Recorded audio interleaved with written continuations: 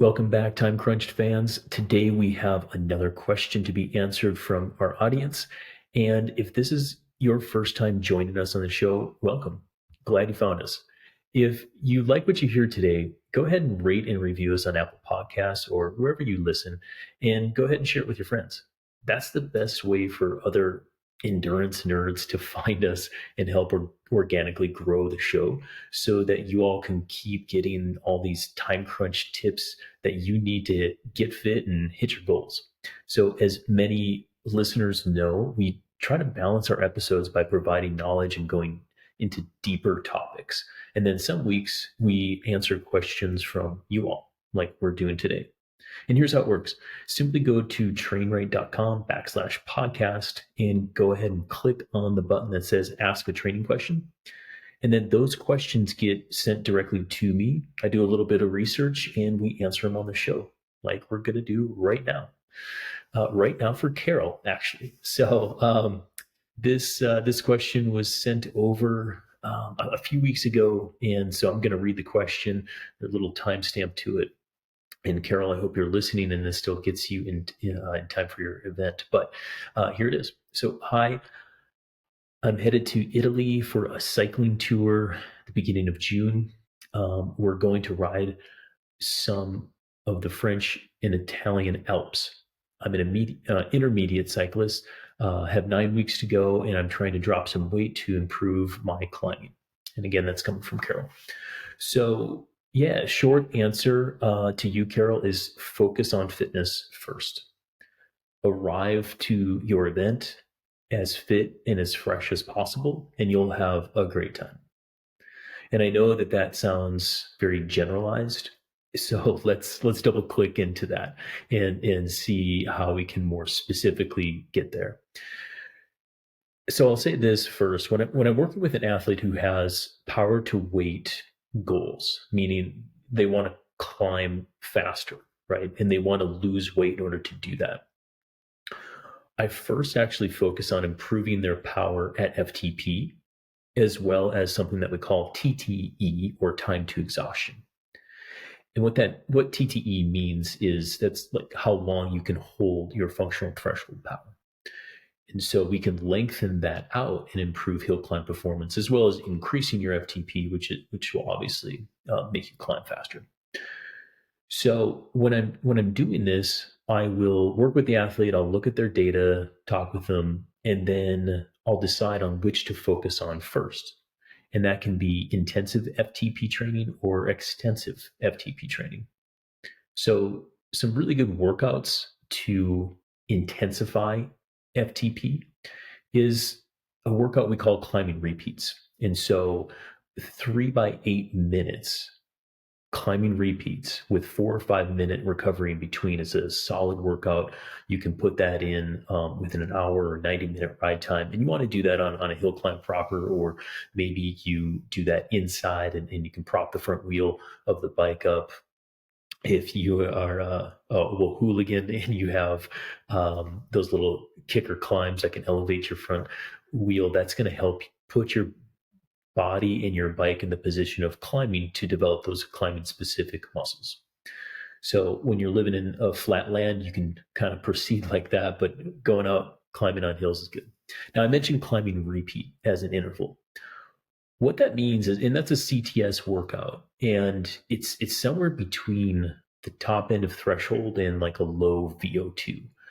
So it's pretty hard actually, but it is sustainable for 5 to 8, maybe 10 minutes if you kind of build into it. And if you take your power at FTP, right, which is generally 91 to 105%, and you think about an effort that's going to be 105 to maybe 115%, it is pretty hard. It should feel like a 9 out of 10. So again, that's a very hard workout, but remind yourself here, we're working on intensifying FTP or trying to increase your FTP. Now, another workout that we use at CTS is called HillAccelerations. So we can take an interval set and we'll do 3 by 8 minute HillAccelerations. And that's where we actually start for 7 minutes at threshold, right? Or perceived effort of 8 out of 10. And then the final minute, we go up to VO2 power. So we'll kind of spike it up and make it feel like a 9 going on 10 out of 10. And so you can try those workouts. So recovery time on that one, 4 to 5 minutes, that kind of thing. But what you're trying to do is go at or slightly above FTP to try to increase your functional threshold power. Also, I've talked about intensive and extensive concepts on this podcast before. When we're doing extensive FTP training, we're really just going longer. So you want to aim for the lower end of threshold and aim for longer intervals. Some bread and butter workout for that is 2 by 20 minute threshold at 91 to 105% of your FTP, and recovery time is whatever it takes to get you down the hill if you're outside. 5 to 7 minutes, though, is a pretty good time span on that.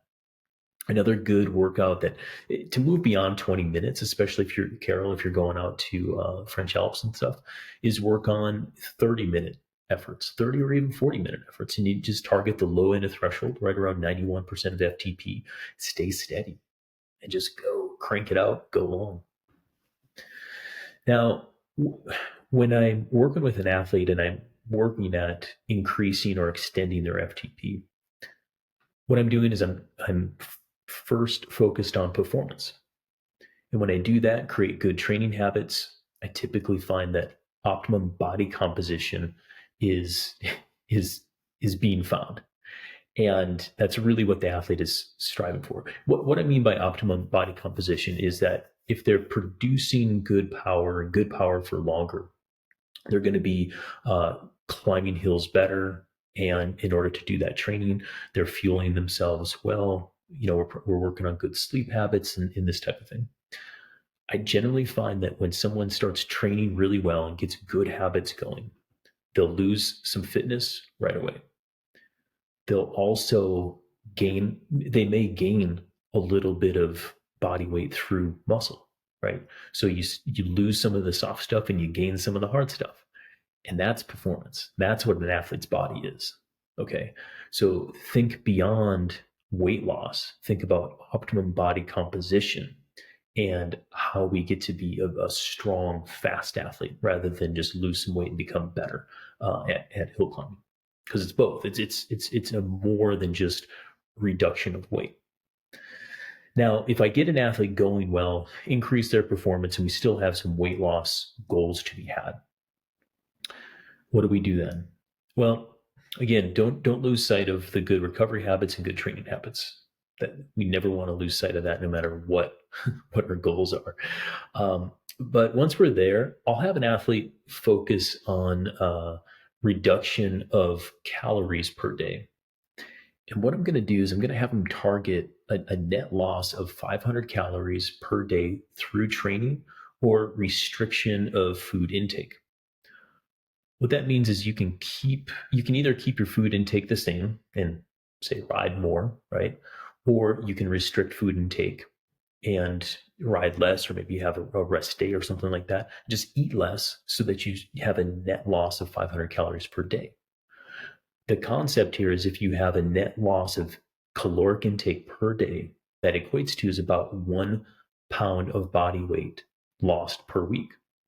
Now that's a realistic, maybe conservative for some people listening to this when they want to lose weight, but it's realistic. It's a little conservative, but it gets the job done. And that's really where I start with my athletes who have weight loss goals in mind.